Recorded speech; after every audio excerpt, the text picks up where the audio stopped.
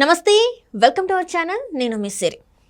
CS Jawahar Reddy పైన TDP, BJP, Janasena కూటమి అయితే ఫిర్యాదు చేశారు. అయితే ఈ ఫిర్యాదు తీసుకున్న తర్వాత మరి ఢిల్లీలో ఫైల్ కదిలిందా లేదా, ఎలాంటి పరిణామాలు చోటు చేసుకోబోతున్నాయి? సో ఈ అంశాన్ని మనకు వివరించడానికి మనతో పాటు ఉన్నారు ప్రముఖ సీనియర్ పొలిటికల్ అనలిస్ట్ సీతారత్న కుమారి గారు. నమస్కారం.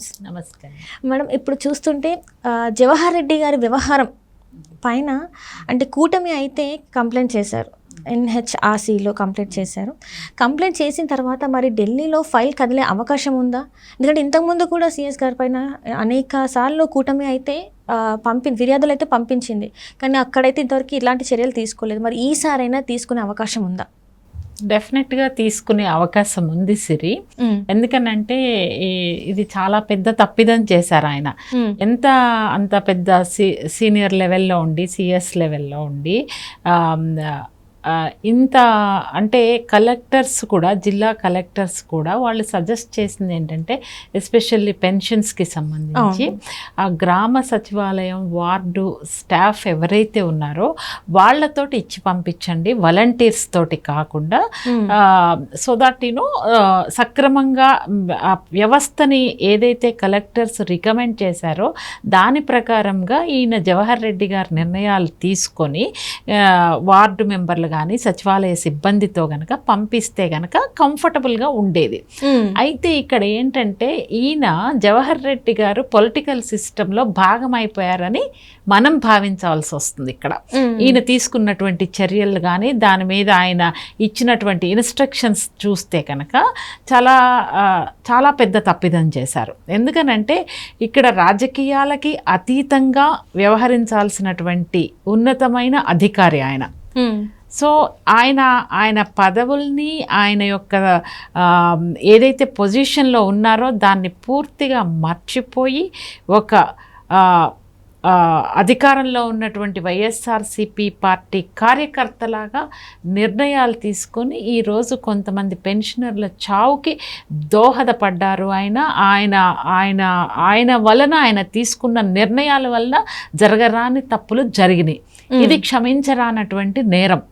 ఎందుకంటే ఫస్ట్ ఆఫ్ ఆల్ కోడ్ అమల్లోకి వచ్చిన తర్వాత, ఈవెన్ దో కోడ్ అమల్లోకి రాకపోయినా కూడా ఒక బాధ్యతాయుతమైన ప్రభుత్వ అధికారిగా ఆయన సక్రమంగా పాలిటిక్స్కి అతీతంగా నిర్ణయాలు తీసుకోవాల్సినటువంటి బాధ్యత ఆయన మీద ఉంది.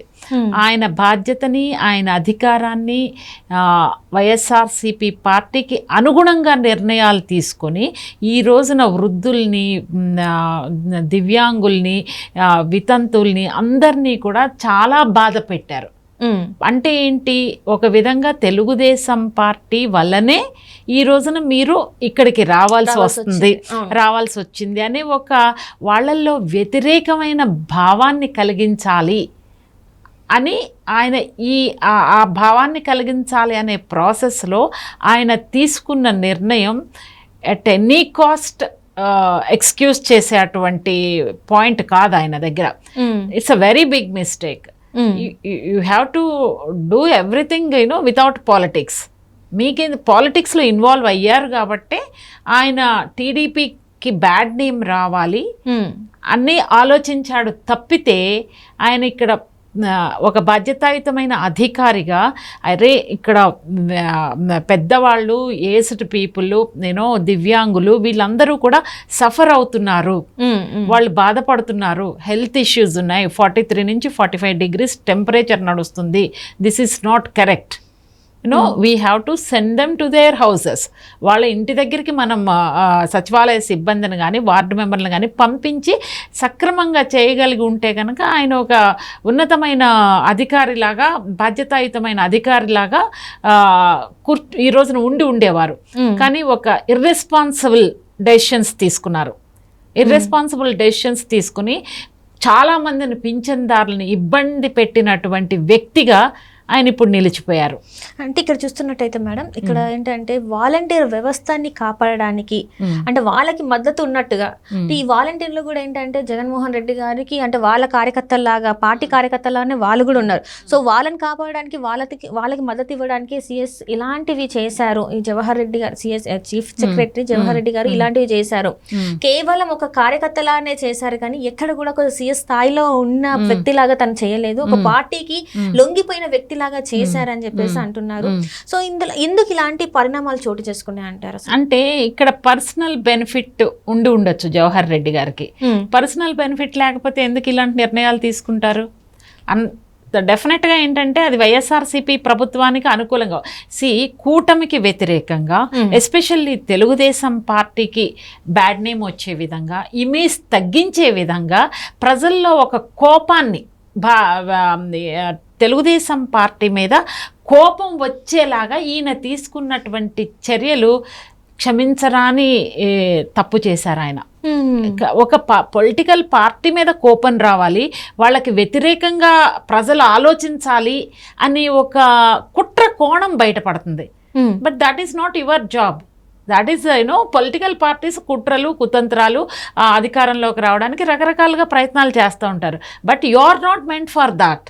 You have to do your duty as per the government norms and rules and regulations, which you did not do. You failed to do that. మీరు అది ఫెయిల్ అయ్యారు ఈ విషయంలో. అసలు అది క్షమించరాని నేరం. పాపం ఏజ్డ్ పీపుల్ అమ్మ, 43 నుంచి 45 degrees టెంపరేచర్ ఉంది. అది కూడా ఏంటంటే మంచాల్లో కదలలేని పరిస్థితుల్లో ఉన్న వాళ్ళని కూడా మంచాల పైన తీసుకెళ్లి అక్కడ ఉంచి పొద్దున్న 6 నుంచి వెళ్ళి అక్కడ ఉంచాల్సిన పరిస్థితి అంటే వ్యతిరేకత రావాలని. అంటే వీళ్ళకి ఏంటంటే ఎప్పుడైతే వెయిటింగ్ లాంగ్ పీరియడ్ ఉందో, ఎండ ఒక పక్కన, అక్కడ ఫెసిలిటీస్ లేకపోవడము, వాటర్ కానీ లేకపోతే వాష్రూమ్స్ కానీ ఈ ఫెసిలిటీస్ ఏమి ఉండవు, ఇబ్బంది పడుతూ ఉంటారు పెద్దవాళ్ళు. చాలామందికి డయాబెటిక్ ఉంటుంది, చాలామందికి బీపీ, రకరకాల ఆరోగ్య సమస్యలు ఉండడానికి అవకాశం ఉంది. So they can't go out immediately. వెళ్ళి ఏదన్నా తినాలన్నా చేయాలన్నా కూడా వాళ్ళకి టైం ఉండదు. కోపం ఎవరి మీద వస్తుంది? వీళ్ళు ఆల్రెడీ ప్రచారం ఏం చేస్తున్నారు? బికాస్ ఆఫ్ తెలుగుదేశం పార్టీ ఈ సిచ్యువేషన్ వచ్చింది అని చెబుతున్నారు. అంటే అక్కడ కోపం ఎవరి మీద రావాలి? తెలుగుదేశం పార్టీ మీద. ఇది వాళ్ళ కుట్రలో భాగం. ఇది క్షమించరాని తప్పు. మరి ఇంతమంది చావులకి ఎవరు సమాధానం చెప్తారు? డెఫినెట్ గా Jawahar Reddy garu he is responsible for whatever happened in this process because he is heading. Just ఆయన కలెక్టర్లు ఇచ్చిన సజెషన్స్ కూడా తుంగలోకి తొక్కి ఆయన కావాల్సినటువంటి ప్రజా వ్యతిరేకమైన నిర్ణయం తీసుకున్నారు, విచ్ ఈస్ నాట్ రైట్. అయితే అన్ఫార్చునేట్లీ జవహర్ రెడ్డి గారు తెలుసుకోవాల్సింది ఏంటంటే ఈ రోజున తెలంగాణలో బీఆర్ఎస్ ప్రభుత్వానికి అనుకూలంగా వ్యవహరించినటువంటి ఐఏఎస్లు కానీ ఐపీఎస్లు కానీ ఎవరైనా కానీ ఈ రోజున వాళ్ళ పరిస్థితి ఏంటి? ఈ రోజున వాళ్ళు ఏం ఫేస్ చేస్తున్నారు? నేను అంటున్నాను, పొలిటికల్ పార్టీస్ ప్రభుత్వాలు శాశ్వతం కాదు. ఎవ్రీ 5 years ఆల్టర్నేటివ్ గవర్నమెంట్ రావచ్చు, రాకపోవచ్చు. But you are permanent in the system.